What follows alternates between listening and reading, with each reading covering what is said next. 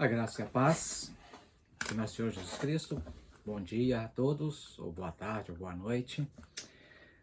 Eu sou o pastor Paulo de Oliveira, da Assembleia de Deus Celebrar, em Somerville, na região de Boston. E estamos aqui hoje para estudar mais uma lição da Escola Bíblica Dominical, a lição de número 10, que tem por título A Intercessão pelos Efésios.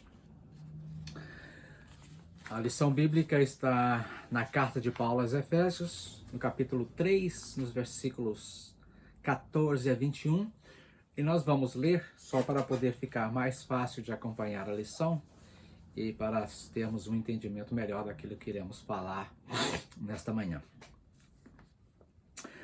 Por causa disso, versículo 14, por causa disso me ponho de joelhos perante o Pai de nosso Senhor Jesus Cristo, do qual toda a família nos céus e na terra toma o nome, para que, segundo as riquezas da sua glória, vos concedas que sejais corroborados com poder pelo Espírito Santo no homem interior, para que Cristo habite pela fé no vosso coração, a fim de, estando arraigados e fundados em amor, poderdes perfeitamente compreender com todos os santos qual seja a largura e o comprimento, e a altura e a profundidade, e conhecer o amor de Cristo, que excede todo entendimento, para que sejais cheios de toda a plenitude de Deus. Ora, aquele que é poderoso para fazer tudo mais abundantemente, além daquilo que pedimos ou pensamos, segundo o poder que em nós opera. E a esse glória na igreja, por Jesus Cristo, em todas as gerações, para todos sempre. Amém. O título da lição que temos é a intercessão pelos Efésios. Aqui nós temos a segunda oração de Paulo. Paulo ora pela segunda vez para os Efésios. Então, hoje vamos analisar do trecho do capítulo 3, do 14 ao 21, onde está registrada a segunda oração de Paulo. Agora, uma oração intercessória em favor dos Efésios. A primeira oração que Paulo registra na epístola, ou nesta carta aos Efésios, Paulo agradece a Deus pelo que tinha ouvido a respeito da fé no Senhor Jesus e do amor para com todos os santos que havia entre os Efésios. O apóstolo agora, assim, demonstra duas coisas importantíssimas que devemos ressaltar. Primeiro, Paulo era um homem de oração. Desde os primórdios da sua vida cristã, o apóstolo mostrou ser alguém que se dedicava à oração. Os seus 3 primeiros dias de conversão, após o encontro com o Senhor Jesus no caminho de Damasco, foram de fé. Dias de fé, foram dias de oração e jejum, como vemos em Atos dos Apóstolos no capítulo 9. Entendemos, porém, porque Paulo eu creio, e que me parece que Paulo é o cristão mais proeminente das páginas do Novo Testamento. Era um homem de oração desde o início da sua jornada. Paulo não descuidava da sua vida de oração, sendo também, nesse aspecto, um imitador de Cristo. Paulo, escrevendo aos Coríntios, na primeira carta, no capítulo 11, no versículo 1, Paulo diz: "Sejam meus imitadores como eu sou de Cristo."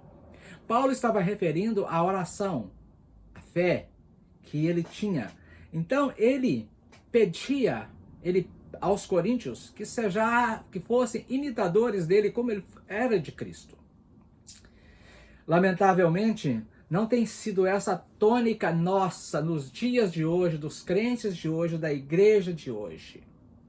A tônica esmagadora da maioria dos que dizem servos do Senhor Jesus nos dias de hoje, muitos não cumprem o mínimo que o nosso Senhor Jesus considera como sendo um tempo que se deve dedicar diariamente à oração. Em Mateus, no capítulo 26, 40, também Marcos 14, 37, nós encontramos algo assim, que o Senhor Jesus foi para orar e pediu que os discípulos esperassem ele embaixo. Uma hora depois, Jesus volta e eles estavam dormindo. E Jesus diz para eles: nenhuma hora podeis orar comigo ou vigiar comigo. Essa é a tônica hoje, lamentavelmente. O resultado dessa negligência nossa, da igreja de hoje, é uma vida raquítica. Uma verdadeira tragédia que vivemos. Uma verdadeira tragédia que vivemos nos dias de hoje em relação à oração. Multiplica-se a iniquidade, esfriamento do amor de quase todos os salvos. Existe uma máxima chinesa, dos crentes chineses, que diz o seguinte: muita oração, muito poder. Pouca oração, pouco poder. Nenhuma oração, nenhum poder. Você quer uma coisa mais triste do que essa? Que a realidade que nós vivemos de hoje, pouco ou nenhum poder de Deus para a maioria dos cristãos. Isso é o que vivemos nos dias de hoje. Essa é a igreja que nós vivemos hoje. Pouco poder ou nenhum poder. Por quê? Porque devemos aplicar a máxima chinesa, dos cristãos chineses, à nossa vida. Muita oração, muito poder. Pouca oração, pouco poder. Nenhuma oração, nenhum poder. Nós decidimos o que somos, o que queremos ser e como queremos ser. Nós precisamos entender que para sermos poderosos em Cristo, para sermos como Cristos, pequenos Cristos, como a Bíblia diz, nós precisamos cuidar da nossa vida de oração. Você não conhece ninguém que você não tenha um relacionamento próximo com ele, um relacionamento íntimo. Eu só conheço a minha esposa um pouco porque eu tenho um relacionamento íntimo com ela, um relacionamento próximo, diário com ela, de horas juntos. E como eu quero conhecer a Cristo, como eu quero ser um homem espiritual se eu não tenho esse relacionamento com Deus, se eu não tenho esse relacionamento, se eu não paro no mínimo uma hora para conversar com o Senhor Jesus.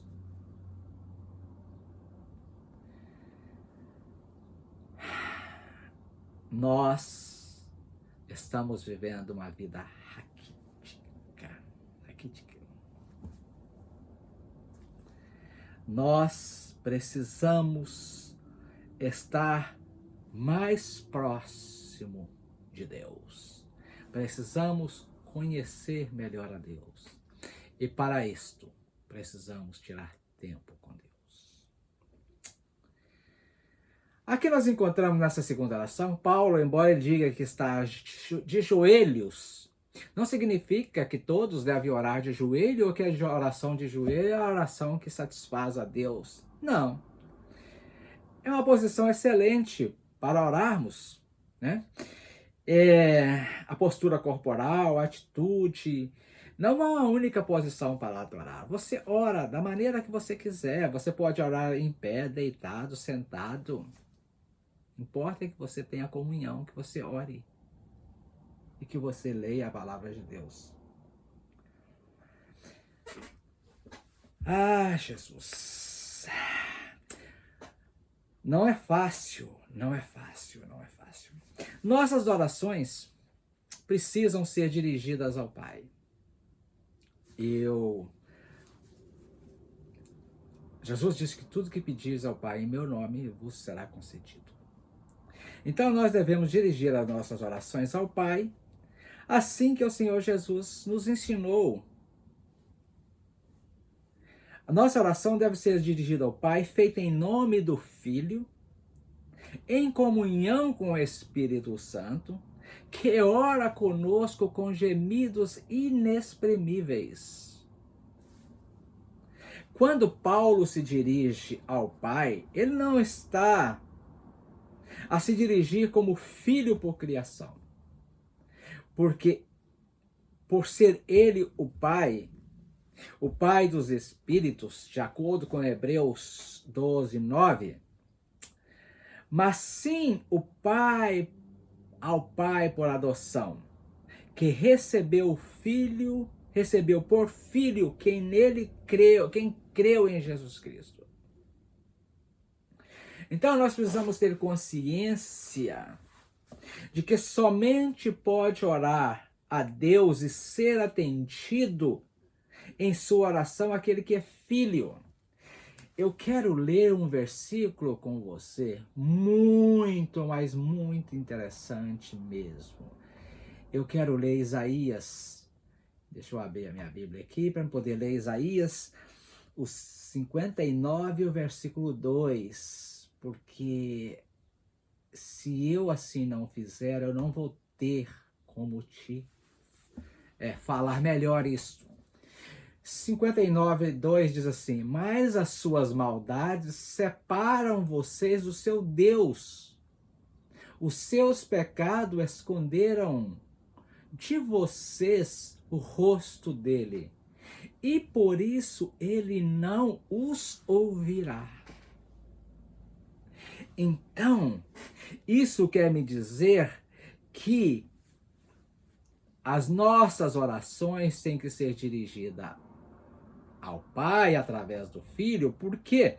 Porque a nossa salvação, nós alcançamos nossa salvação através de Jesus Cristo. E Deus, de acordo com Isaías 59, 2, ouve as orações daqueles que são chamados seus filhos através de Jesus Cristo. A única oração ouvida por Deus de quem não ostenta tal condição é a oração em que se confessa o pecado e em que pede o perdão. Por isto é que nós fomos chamados para ser ministros intercessores. Nós precisamos orar pelos perdidos, pelo seu irmão, pelo seu pai, pela sua mãe, pelo seu primo, o seu avô, o seu bisavô, pelo seu vizinho, pelas autoridades, que elas também foram constituídas por Deus. Quando nós vemos aqui, deixa eu trazer mais um versículo bíblico aqui para a gente embasar isto. Vamos lá em primeira carta de Paulo a Timóteo, no capítulo 2, no versículo de 1 a 8, claro que eu não vou ler todos os versículos, porque senão meu tempo não dá. Primeira carta de Paulo a Timóteo, no capítulo 2, no versículo de 1 a 8, antes de tudo, recomendo que se façam súplicas, orações, intercessões e ações de graça para todos os homens. Deus não nos salvou, Jesus Cristo não nos salvou, não morreu por mim e por você, para quando nós aceitarmos a Ele, ficarmos sentados na igreja, num banquinho confortável e ouvindo o pastor falar só. Não! Nós fomos salvos para isso, mas fomos salvos para interceder. Nós somos ministros das boas novas. Nós precisamos levar as boas novas àqueles que estão perdidos. Porque só através do nosso testemunho, do meu testemunho, do seu testemunho, da nossa vida, e de nós falarmos das maravilhas de Cristo, é que seremos e alcançaremos os que não são salvos. Fomos chamados, salvos e constituídos para ministro das boas novas, de acordo com Romanos 10 e 15. Paulo mostra que há uma família nos céus e na terra. Nos céus estão os anjos que ministram a favor dos que herdarão a salvação, como também os salvos que morreram em Cristo e estão no paraíso, o terceiro céu, aguardando o arrebatamento da igreja, que formam a chamada igreja triunfante, constituída dos irmãos que já partiram deste mundo, tendo vencido todos os seus inimigos e agora estão com o Senhor Jesus. Os irmãos que partiram deste mundo e que estão com o Senhor Jesus, eles estão melhores do que nós, porque eles já venceram o inimigo. E nós precisamos continuar lutando. O Senhor Jesus nos permite estar aqui porque somos fortes nele. Somos soldados do exército dele para lutar contra as artimanhas do inimigo, que é tragar aqueles que estão a caminho do céu. E nossa função como ministros, como soldados de Cristo, é falar, levar as boas novas para arrebatar das mãos do nosso inimigo aqueles que eles estão buscando tragar. Quem não honra este nome de Jesus, incorre na quebra do mandamento de não tomar o nome de Deus em vão. Devemos ter uma vida ilibada e irrepreensível para só não tomar o nome de Deus em vão, mas também santificá-lo. O primeiro pedido de Paulo é que o Pai conceda, segundo as riquezas da sua glória, que os destinatários, nesse caso os efésios da carta, fossem corroborados com poder pelo Espírito Santo no homem interior. O apóstolo começa reconhecendo que Deus é rico,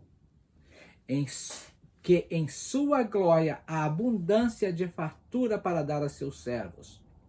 Paulo não está falando aqui de bens materiais, nem tampouco de ouro e prata.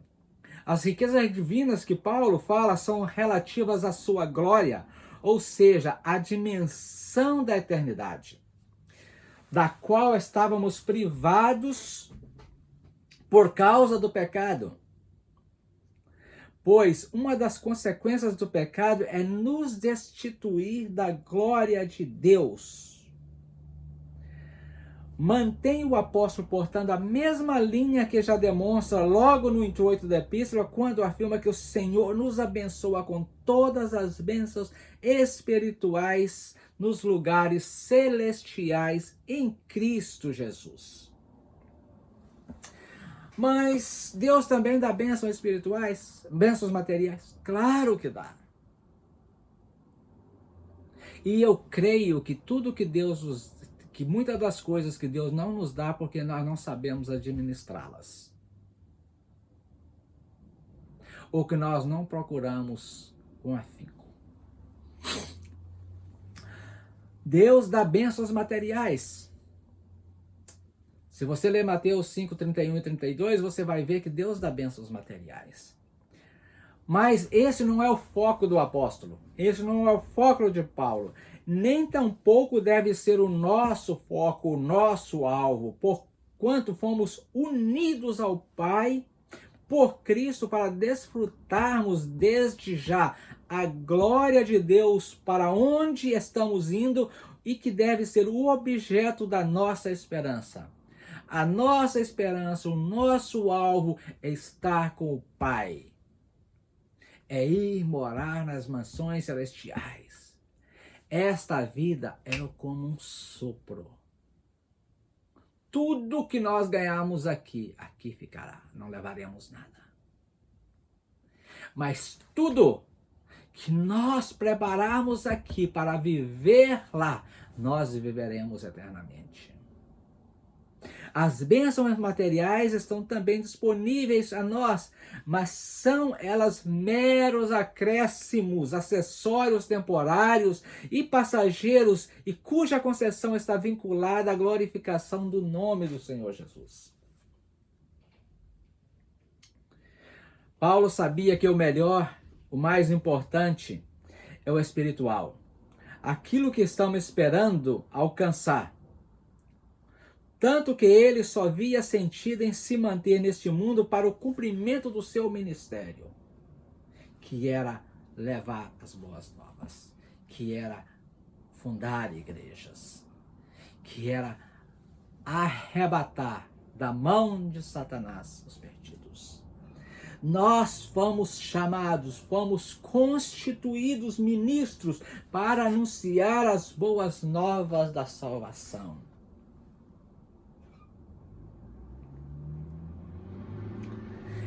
Ai de nós se não fizermos isto.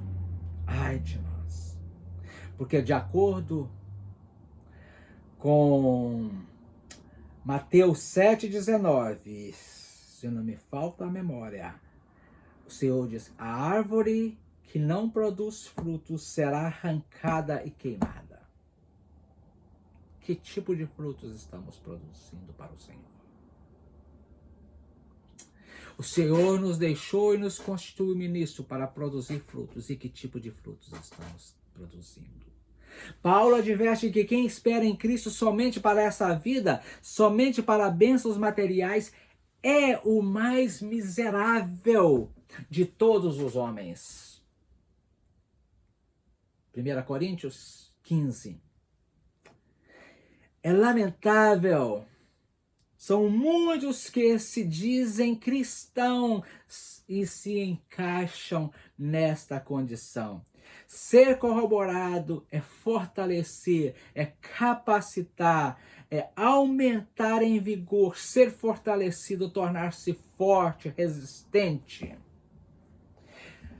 O apóstolo pede que os destinatários da carta sejam fortalecidos, sejam capacitados, tenham o seu vigor aumentado pelo Espírito Santo, tornando assim forte e resistente para que possam continuar a sua jornada espiritual, pode continuar o seu exercício, o seu ministério aqui na terra, que é salvar almas. Isto você tem a ajuda do Espírito Santo para fazer. O pedido de Paulo tinha um propósito, qual seja o de que, mediante esse fortalecimento promovido pelo Espírito Santo, Cristo habitasse pela fé no coração dos Efésios e nos nossos corações. O verdadeiro e genuíno salvo é uma habitação de Cristo. É uma habitação. O nosso corpo é templo do Espírito Santo. O poder do Espírito Santo, portanto, tem um objetivo bem claro: fazer de nós a habitação de Cristo, promover a unidade que é o fim da obra salvífica de Cristo, de modo que não vivamos mais, mas Cristo vive em nós. Quando Cristo habita em nós, a vida que agora vivemos na carne, vivemos no Filho de Deus, na fé do Filho de Deus, e nos tornamos pequenos Cristo, como disse no início, parecidos com Cristo. Isso significa pequenos Cristos, ou seja, cristãos. Quando Cristo habita em nós, passamos a ser odiados pelo mundo. E desde já participamos das aflições e dos sofrimentos de Cristo. Sabendo que da mesma maneira que tomamos parte dos seus sofrimentos e aflições, também participaremos da sua glorificação e seremos parte de Cristo e moraremos com Cristo. Paulo diz que o salvo está fundado e arraigado no amor.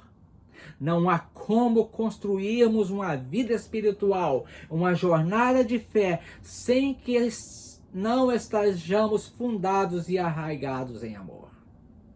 Nossa salvação é decorrência do amor de Deus que gera em cada um de nós o amor de Deus. Porque Deus amou o mundo de tal maneira que deu seu Filho unigênito para todo aquele que nele crê, não pereça, mas tenha a vida eterna. E para concluir, conhecer significa ter relacionamento, intimidade, unidade, experiência e envolvimento. E Paulo termina sua oração demonstrando sua inteira certeza de fé, a sua grande confiança em Deus. Glorifica ao Senhor dizendo que sabia que Deus é poderoso para fazer tudo muito mais abundante, além daquilo que pedimos ou que pensamos. Que Deus te abençoe. Que você seja morada do Espírito Santo, seja habitação de Cristo. E se você não conhece a Jesus, se você ainda não aceitou esse Jesus como Senhor e Salvador da sua vida, eu te convido nesse instante a colocar a sua mão direita no seu coração, levantar a sua mão esquerda e dizer: Jesus, eu te aceito como Senhor da minha vida, meu único e suficiente Salvador. Se você fez essa oração, considere-se salvo, considere-se nascido de novo. Procure uma igreja mais próxima que você possa frequentar e que você possa ouvir a palavra de Deus diariamente. Deus abençoe a sua vida. Amém.